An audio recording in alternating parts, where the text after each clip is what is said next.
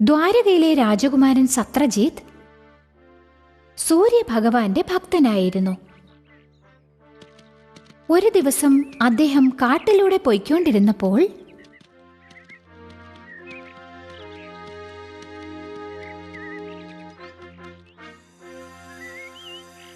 എന്താണിത്? പെട്ടെന്നൊരു പ്രകാശധാര.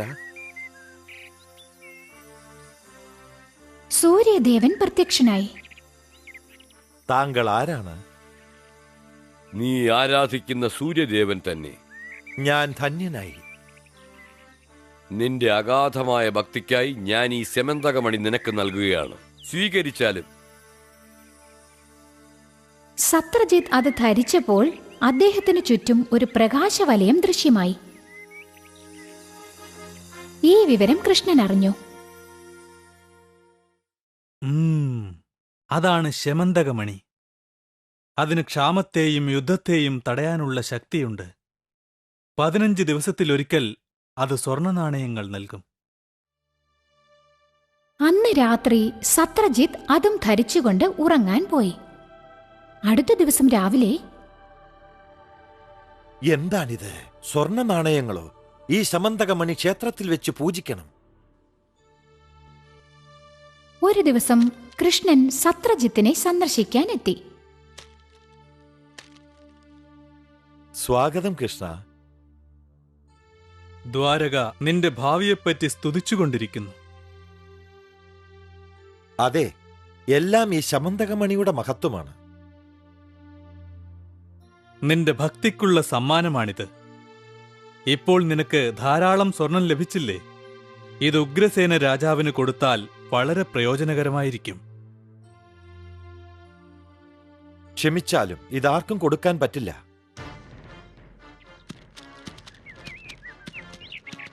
കുറച്ചു ദിവസങ്ങൾക്ക് ശേഷം സത്രജിത്തിന്റെ സഹോദരൻ പ്രസന്നൻ ഈ ശമന്തകമണി അണിഞ്ഞുകൊണ്ട് നായാട്ടിന് പുറപ്പെട്ടു.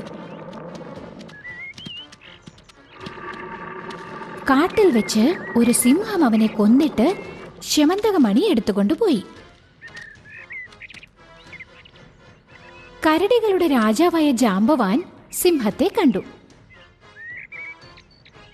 ആഹാ, എത്ര മനോഹരമാണിത്! ഈ സിംഹത്തിനെ കൊന്ന് നമുക്കിത് കരസ്ഥമാക്കണം. ദ്വാരകയിൽ പ്രസന്നനെ കാണാനില്ല എന്ന വാർത്ത പരന്നു.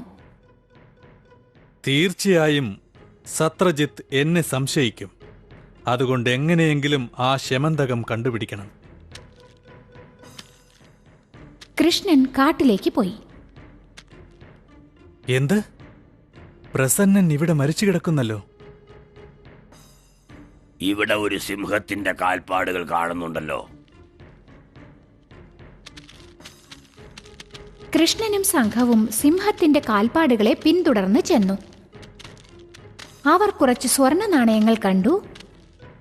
അടുത്തു തന്നെ ഒരു ഗുഹയും കണ്ടു. എന്ത്? സിംഹം മരിച്ചു കിടക്കുന്നു. എല്ലാവരും ഇവിടെ നിൽക്കൂ. ഞാൻ എന്താണെന്ന് നോക്കിയിട്ട് വരാം. കാട്ടിനുള്ളിൽ കയറിയ കൃഷ്ണൻ ജാംബവാനെ കണ്ടു. നിങ്ങൾ ആരാണ്? എന്താണ് വേണ്ടത്? എനിക്ക് ഈ ശമന്തകമണി വേണം. പറ്റില്ല. നമുക്ക് യുദ്ധം ചെയ്യാം. ആരു വിജയിക്കുന്നു ഇതവർക്ക് സ്വന്തം.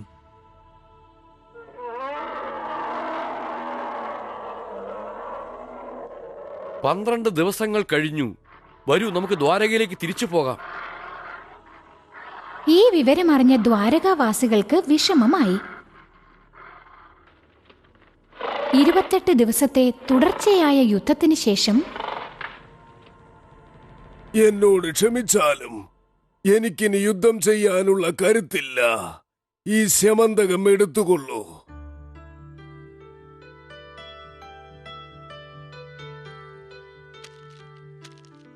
ശമന്തകമണിയുമായി ദ്വാരകയിലേക്ക് മടങ്ങിയ കൃഷ്ണൻ സത്രജിത്തിനെ വിളിപ്പിച്ചു.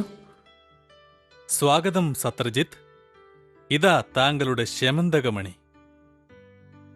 താങ്കളെ സംശയിച്ചതിന് ക്ഷമിക്കണം. ഇത് താങ്കളുടെ കൈവശം തന്നെ ഇരിക്കട്ടെ. സാരമില്ല, താങ്കൾ തന്നെ വെച്ചോളൂ. പക്ഷേ ഇത് തന്ന സ്വർണ്ണ നാണയങ്ങൾ മാത്രം എന്റെ കയ്യിൽ തന്നേക്കൂ.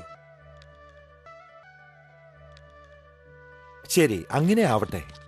സത്രജിത്ത് കൃഷ്ണനോട് വിട പറഞ്ഞ് തന്റെ കൊട്ടാരത്തിലേക്ക് യാത്രയായി.